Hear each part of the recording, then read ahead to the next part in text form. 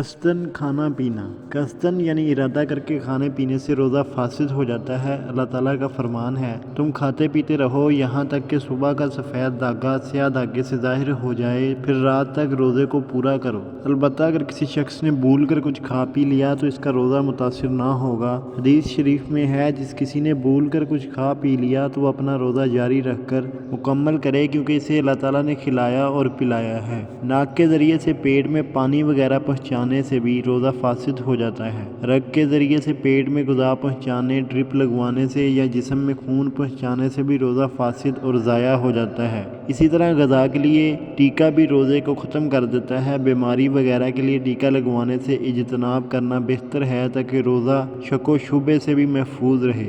रसूलुल्लाह सल्लल्लाहु अलैहि वसल्लम का इरशाद है, जिसमें तुझे तरदो और शक हो, इसे छोड़कर वो सूरत इख्तियार कर जिसमें तुझे तरदो और शक ना हो।